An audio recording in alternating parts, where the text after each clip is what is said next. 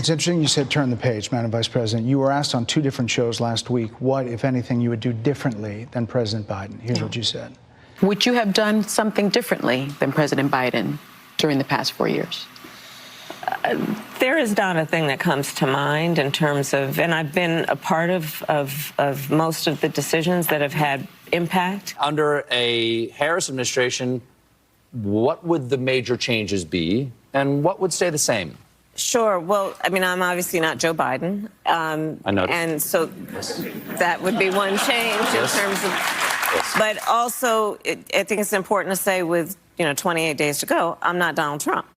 So you're not Joe Biden, you're not Donald Trump, but nothing comes to mind that you would do differently? Let me be very clear. My presidency will not be a continuation of Joe Biden's presidency. And like every new president that comes into office, I will bring my life experiences, my professional experiences, and fresh and new ideas. I represent a new generation of leadership. I, for example, am someone who has not spent the majority of my career in Washington, D.C.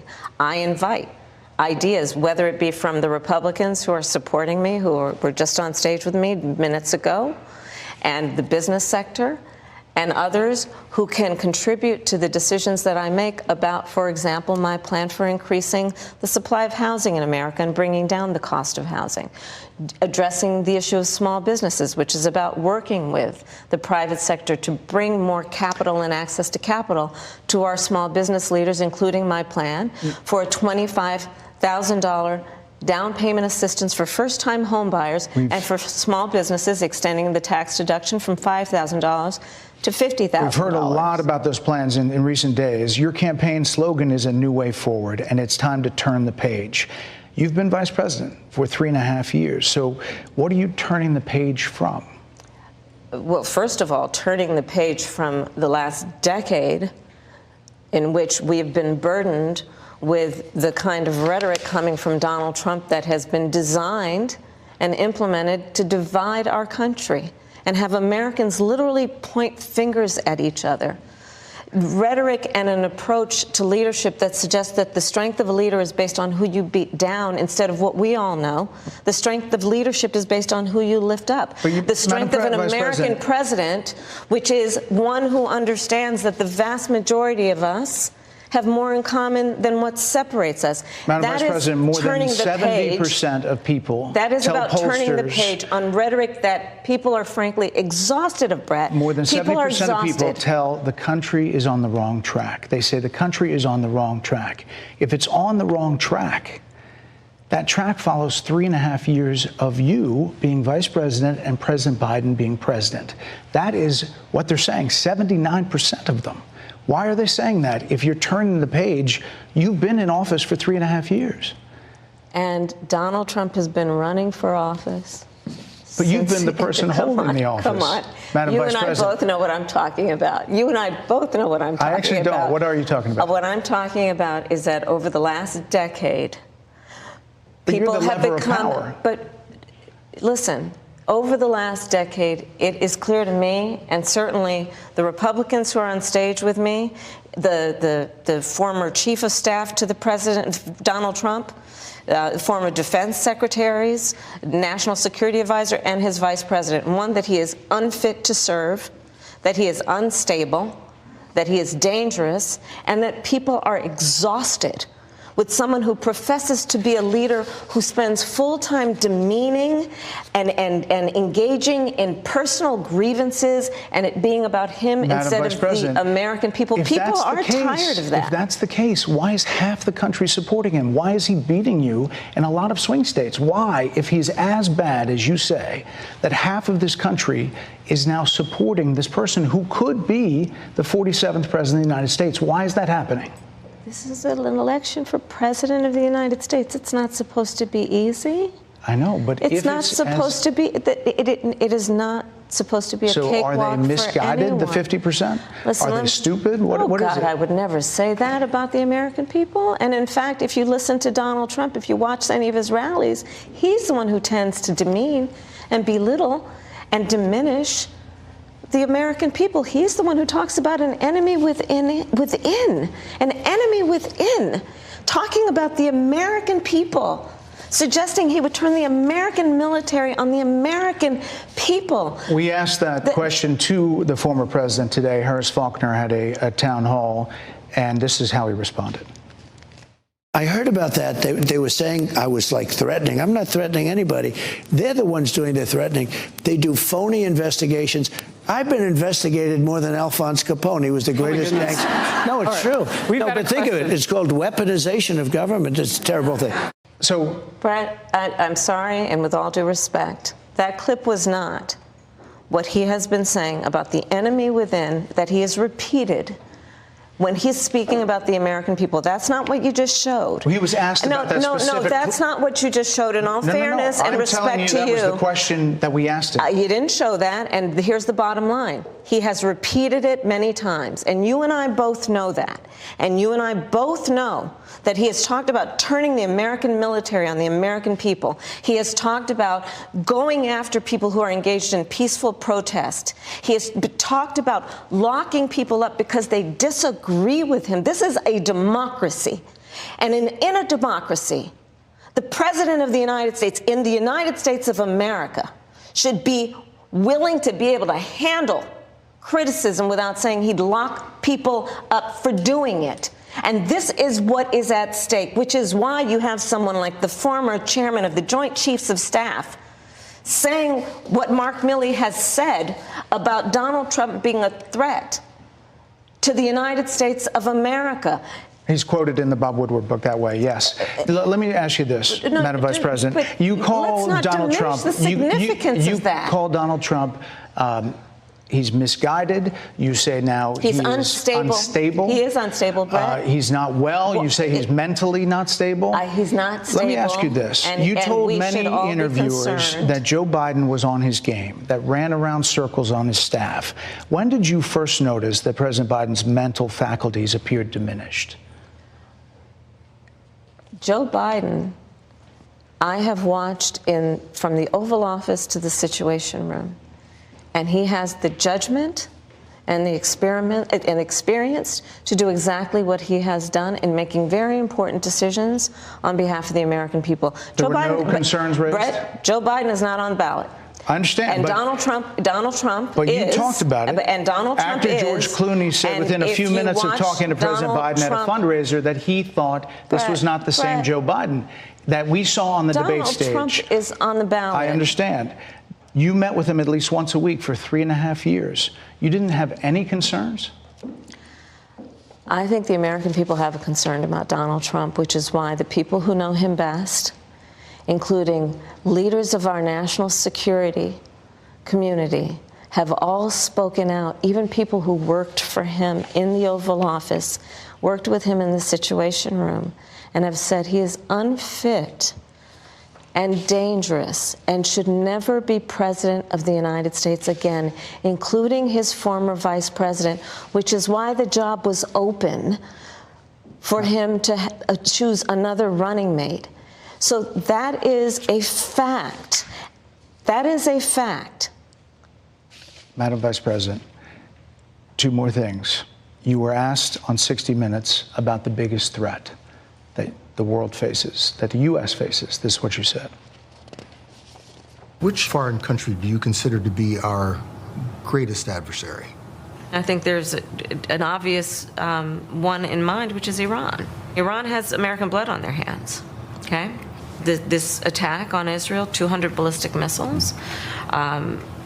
What we need to do to ensure that Iran never achieves the ability to be a nuclear power, that is one of my highest priorities. A number of experts thought you would say China. The FBI director had said that. But you said Iran. If that's the case, what do you say to critics who look at the actions of your administration and say you're not acting like Iran is the #1 threat? Well, I will tell you most recently, whether it was in April or in October, and then several hours on each occasion that Iran posed a threat to Israel. I was there, most recently in the Situation Room, in the most recent attack, working with the heads of our military in doing what America must always do, to defend and to support Israel in its requirement to defend itself, and to give American support to be able to allow Israel to have the resources to defend itself against attack, including from Iran and Iran's terrorist proxies in the region. Right. And that but those is, proxies were getting funded by my Iran. commitment to that is unyielding and unwavering. Critics just say that you either relaxed or failed to enforce sanctions on Iran, allowing all of this money to flow into Iran, like billions. Let's go back to Donald Trump, who pulled out of a deal that would have actually put Iran in check. The estimates in billions. It was during Donald Trump's that administration go that the Iran regime that we had an American military base that was attacked, where American soldiers suffered traumatic brain injuries, and Donald Trump dismissed them as headaches, not to mention how Donald Trump has treated and talked about America's military and military service people, calling them suckers and losers, Hamas, has diminished the significance. We're talking over each other. I apologize. Well, I would like that we would have a conversation that is grounded in full assessment of the facts, which includes, I think this interview is supposed to be about the choices that your viewers should be presented about this election, and the contrast is important. Yes, ma'am. And on the subject of Iran, I am offering what should be an important contrast that is presented for folks to make a decision that they feel. Who look at what the administration did and say and think differently. Madam Vice President, they're wrapping me very hard here. I hope you got to say what you wanted to say about Donald Trump. There are a lot of things. There's more to say. I have much more to say. There are a lot of things that people want to learn about you and your policies, and that's why we invited you here. I invite everyone to go to KamalaHarris.com, and you will see that I have 80 pages of policies that are quite comprehensive and should be accessible to anyone who would like to read them. And it includes what I intend to do about affordable housing, what I intend to do about small businesses, what I do and that's why we invited you here, our economy, to see where you were in 2019 and where you are now. America's military, and ensure we have the most lethal and best fighting force in the world. Madam Vice President, and they're giving me a hard rap here. Well, I thank you for the time. I thank you for the time. It's good to meet you. Thank you very much. Thank you. That Taiwan should pay for U.S. protection. Yeah. I ask because this morning, you just mentioned North Korea, the Chinese army, literally as we speak, are engaged in rehearsals for a full naval blockade of Taiwan. So I suppose my question to you, if China invades Taiwan, would you send American troops to defend it? Well, the reason they're doing it now is they're not going to do it afterwards, okay? So it's, so they're doing it now. They want to do it China. Now, look, I had a very good relationship with President Xi, and a very good relationship with Putin, and a very good relationship with Kim Jong-un, who has a nuclear force that you won't even believe. And by the way, today it was announced for those that he just blew up the railroad going into South Korea. That means South Korea is now cut off from Russia and China and various other places. Cut off by rail. Back to nothing, because they went back to Biden and they gave it to him for nothing. They were willing to pay. We have 40,000 troops in harm's way, very serious, because you have North Korea is a very serious power. They have tremendous nuclear power. And I said to South Korea, you got to pay. And they agreed to do it. And Biden then cut it back, and it's a shame. And I could tell you 50 deals. And if I were there now, they'd be paying us $10 billion a year. And you know what? They'd be happy to do it. It's a money machine, South Korea. You're going to mention Taiwan. You wanted to mention Taiwan. No, you mentioned Taiwan. You said you would defend them. You also seemed to imply that on Putin, you would not. Putin, you seemed to imply that you had talked to him without actually confirming it. I said I don't comment on those things. Can I ask you about Silicon? I was in Silicon Valley recently. You talked to the tech bosses there and the tech people, and there seems to be a real fear that what you would do with tech is you would hand it over to Elon Musk and say, you sort it out. No, I have great respect for Elon. Look, I saw that rocket ship come in yesterday and go right back to where it took off, to the gantry, I guess they call it. And I said, what the hell? I was on a phone talking about probably politics, and the television's on, and I'm seeing this big thing where the white paint was burned off it from the, thousands of miles an hour, the heat. And I see this big, massive tube that's 10 stories, 20 stories tall come down. I told the person on the phone, wait a minute, I'm seeing something I don't believe it. Neither does anybody else here. And I said, wait a minute. I forgot the guy was on the phone. He waited for a half hour. And I watched that come down. And I watched it come down and come right in between those big levers. And I said, and it looked to me like I was going to crash. It was coming in hot. And all of a sudden, boom, you see the motor, the fire kick in. And I called Elon. I said, that's the most incredible thing. I said, can Russia do that? Nope. I said, can the United States do it? Nope. He's the only one that can do it. And I said, you now want to put him in charge of deregulation. Not deregulation, cutting. Cutting wasteful spending. Cutting. Every single president, which would include including deregulation. Every president comes in and talks about cutting wasteful spending. Oh, there's tremendous waste. Give me an example of something you will do. One other big subject that you bring up repeatedly, immigration. Yeah. I know it's a very emotive issue for you, but just from the point of view of business people here, you look at the full effect of taking a lot of people out of the workforce, removing a lot of people. The Congressional Budget Office is banking on the fact that there'll be $9 trillion added to the GDP of America over the next 10 years by immigrants. You want to stop that process. For all the people who run businesses in the audience, I'm just focusing on the economic thing, are you prepared to say, look, it's fine to have a slightly smaller economy in exchange for having the immigration controls you want? Simple answer. I want a lot of people to come into our country, but I want them to come in legally. I don't want to have...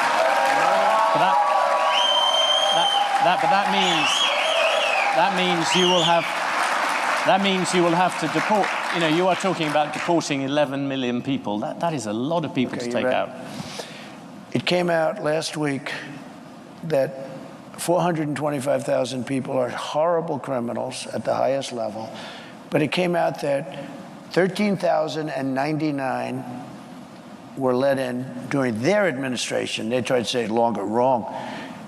Over the last 3.5 years, 13,000 plus people came in, murderers. They're in jail for murder. Some were having the death penalty. They were all released into our country. 13,099 people were released into our country. We had drug dealers released. We had street gangs released. Look at what's happening in Aurora. But now I don't have to go with Aurora anymore. Look at what happened last night in Times Square, where rough migrants from all over the place. It's not just South America. We have people coming in from the Congo, large numbers from the Congo and Africa. They came in, as of last night, I was speaking to Tom Homan, 180 countries, people came in. They came from prisons and jails. They came from mental institutions and insane asylums, a step above. They came from the terrorists. We had large numbers of terrorists come in. When I was president, we had the strongest border in the history of our country. I built hundreds of miles of wall, and walls work, by the way. Hundreds of miles. We had the best numbers we've ever had. Now we have the worst numbers. And here's the problem. We have some of the worst criminals in the world coming in. Now, Venezuela, their crime has gone down at levels that nobody's ever seen before because they've taken their street gangs and their drug dealers and they've emptied their prisons. Not fully because they can't get enough buses. They've emptied their prisons. They load up the buses and they drive them into the United States, and they're dropping their prisoners into our country. Their crime is down. Their numbers are crazy how low it's dropped. I heard 72, 74%. They've taken their gangs. They've taken their criminals off the street. They've taken their people out of mental institutions, which cost them a fortune, and they've taken them and dropped them into the United States of America. Those people have to be returned. We can't live with thousands of murderers and not... The issue I asked you about was the idea that if you reduce immigration, every economist will tell you, if you have fewer people, There is a smaller economy. I like immigration, but they've got to come in legally. Okay. Well, let's finish on two. No, I want to make sure. Look, I don't want to have people that have killed 9 people and they're a sadistic, crazy nut job. We have to have people that can love our country, that can that will obey the laws, everything else. You have hundreds of thousands of criminals being dropped in, and Venezuela is one country. Look at what they have done, though, in Aurora. They've taken over apartment complexes. They've gone into the real estate business. See, they're like us, except they've done it with MK, whatever the hell they're called, right? I mean, they have weapons that are so sophisticated, our military doesn't have them. They've taken over parts of cities. In Colorado, you have a place called beautiful Aurora. Take a look at what's happened to Springfield, Ohio, where they dropped 30,000 people into a community of 50,000 people, and it's total bedlam. The hospitals can't be used anymore by the residents. The schools can't be used by the children that were there last year because other people that don't even speak the language. The issue I asked you about, many companies here have a shortage of labor. Yeah, that's good. We'll take care of that. We're going to get people in here rapidly, and they're going to be people that want to be in here, and they're going to be people that can love our country and won't kill people because they don't like the way they look. Some of these killers are among the most evil killers. They will look at you down, the beautiful woman there, they'll look at you and they will kill you.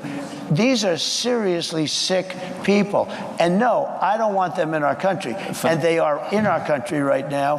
And they're in there because Kamala Harris, who's our border czar, is an incompetent person. President Trump, for the record, as you know, the crime rate is lower. Can I finish with 2 questions? The first, you just said it, you don't do old. You own and run businesses. Yeah. Would you appoint a CEO who was 78? And you didn't give you a medical? Yeah, I would. Depends on this. I've met people like Biden, who's in bad shape. I wouldn't appoint him. He's 81 or 82. He's 4 years older. But I'd appoint, I know some of the smartest people I know. I know a man that made all of his money from the time he was 80 to 90, and he was a failure all his life. He was in the drinks business. Strangely, you didn't bring this up but you were running against Joe Biden.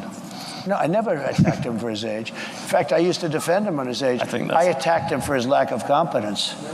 I've asked you all these questions. By the way, because I think it's important, and I know you do too. I know so many people in their 80s that are among.